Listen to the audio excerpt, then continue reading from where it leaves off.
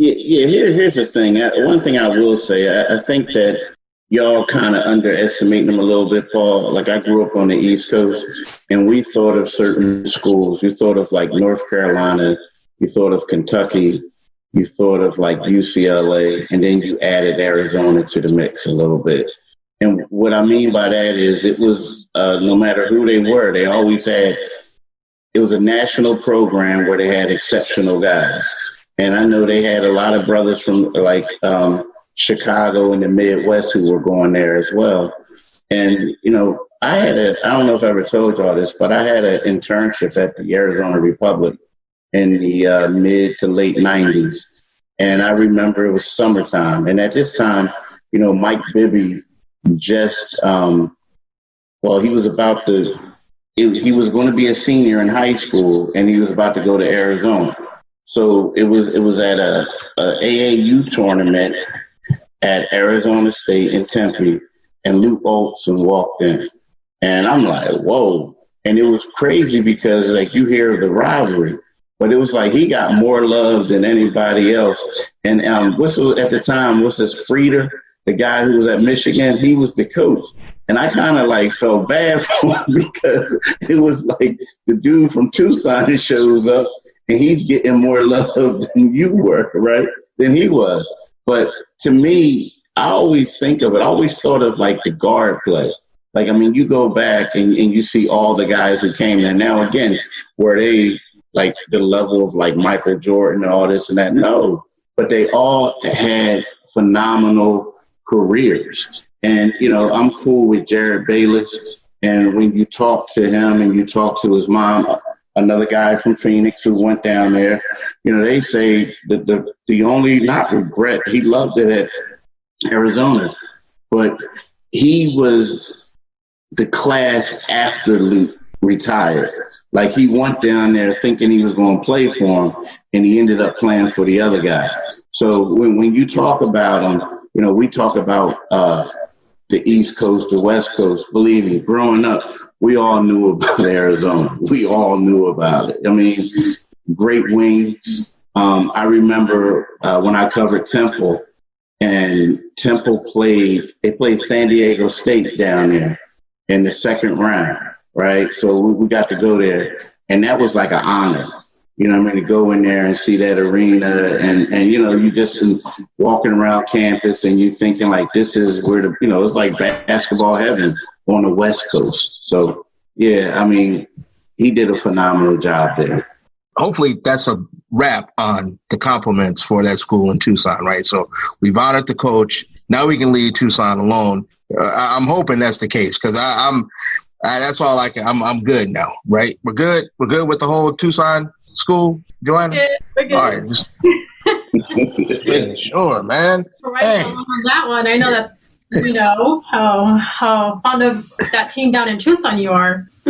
Yeah, I know Paul he's got love for Coach Olson, but the entire program as a whole, there's no love with that. I know that really hurt you to your heart to give the University of Arizona some love, even though it was for Coach Olson. That was Coach Olson, although when Keith was talking, I was thinking Miles Simon and all them cats that played, Jason Terry. Steve Kerr. Oh, my gosh. Steve Kerr. Sean Elliott. Yep, but that's the wrap. They came to Pitt when they were number one. When I was at Pitt, I think I was a freshman. And I don't know if they were partying the night before, but they got ran up to the gym. And we were like, whoa, we beat Arizona. But that's when they had, Bison Dele, they changed his name. They were loaded. They were loaded. And I don't know what happened. First of all, I don't even know how they agreed to come there. You know what I mean? Like, they were too good to come to Pitt at that time. But Pitt had some teams, too, because I remember, didn't Jerome Wayne go to Pitt? Yeah, but we're talking about Arizona, dude. They were number one, you know? Like, man, they just want to get out of Tucson, dude. Arizona State came, you know, that's what had to happen. Come on now. Roles reversing, right? And remember, I knew you were an intern here because I think we talked about going to Mrs. White and how they always sell out of food. Yeah. When you were a shoot around last time. Because I don't remember if you said you had been there or we said we got to go, but we got to go early before she sell out of food. Yeah. Yeah, I used to sell out. Yeah.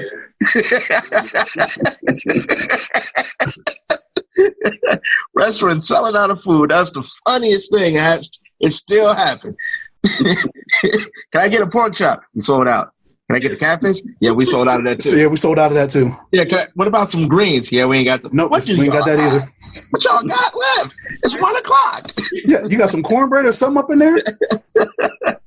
Right. To another unfortunate loss was also former NBA All-Star Cliff Robinson also passed away at the age of 53. Former son, just amazing talent, what he was able to accomplish, and Portland Trailblazer as well. Just amazing. Like I remember me seeing him play, and that was just one of the amazing talents that was out there. Paul, Keith, and Ed, what just a great loss in such a young age for someone like Cliff. Yeah, can I start off on that one? The thing, when I look at him, people talk about his pro career, but I think of him as like one of the pioneers. So we're talking about phenomenal basketball programs, but, because UConn is another school that is in the middle of nowhere. There's nothing to do. And, when Jim O'Brien took over that job, a lot of people were like, John Calhoun, I'm sorry. People are like, what are you doing? What are you doing? But Robinson was one of the recruits that he had that put him on the map. So when I think of him, I'm always thinking of okay, I know what he did in the pros, but he was one of the guys that helped get everything started at UConn. So that's what I think about. And then also, you look at him, and the second thing that comes to mind is the headband. He was one of the guys that was always rocking it. And then when you think about it, when he was in Phoenix, there were certain guys the younger guys that looked up to him. They said he was like a big brother to a lot of people, and he did things that a lot of people don't talk about.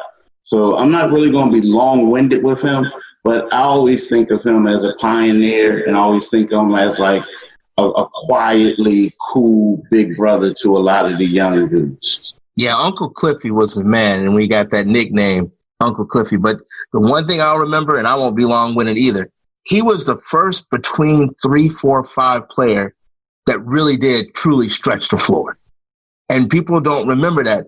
Cliff, you leave him open at the arc, that was a wrap. And he could still do enough work inside. So I love how now we hear stretch forward, stretch forward, stretch forward. And everyone that's in the analytics acts like basketball wasn't played in the 70s and 80s and the 90s. And the Dan Issels and the Bill Lambiers weren't out there shooting from deep. But Cliff was another one of them dudes that I don't think got the credit that he deserved for his knowledge of the game and his ability to play inside and outside. Uncle Cliffy was the man. You're right. A big man that could, with such a touch, he could hit it from anywhere on the court, and he was good defensively too. And he was also durable. That guy hardly ever got hurt, and when he played hard, and he played to the max of his ability. That's just a huge loss. And like you, Keith, I just remember so many great memories of him at UConn. He made that team what it was, and eventually turned them into a powerhouse, like you said. Just Clifford, Uncle Cliffy. Yeah, that's another huge loss. But man, so many huge losses in basketball. Just so many losses in general. Even with Chadwick Boseman, we lost 4 big people this week. In the course of a week. Right. So sad and so unfortunate. Moving on to happier, let's lift this up a little bit. We have the NBA playoffs happening right now. A lot of action has happened. There are in a bubble. I just can't, we've covered it, and I just can't say enough of how well the NBA has managed and been able to pull through this. The players, everyone all around. We'll have you share about your experience, a part of it. Keith, you were recently there.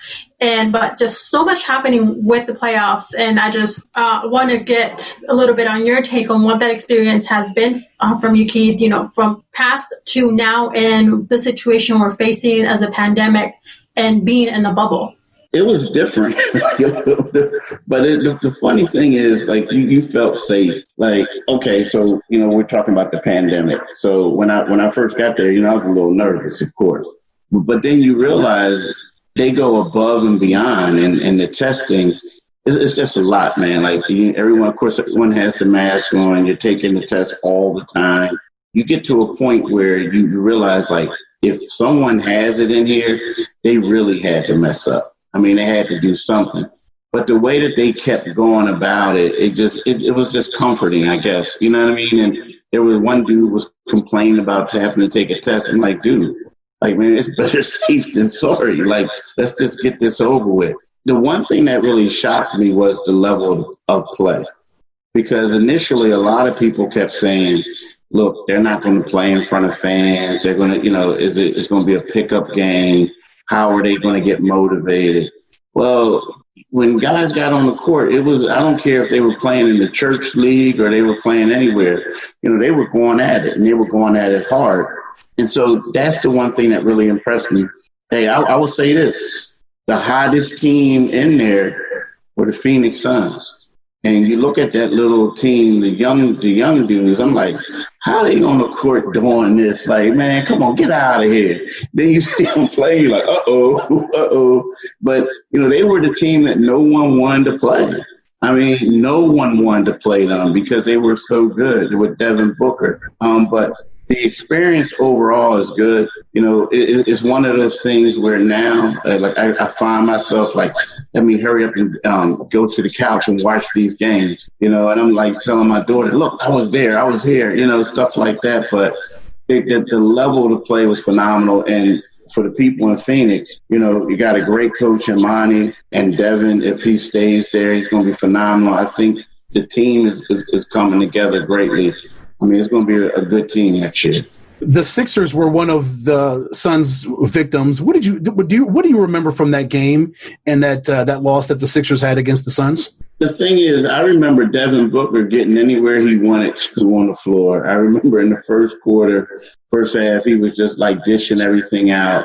There's a guy by the name of Matisse Thybulle who's a rookie for the Sixers, a quality defender, and he struggled against Devin that game.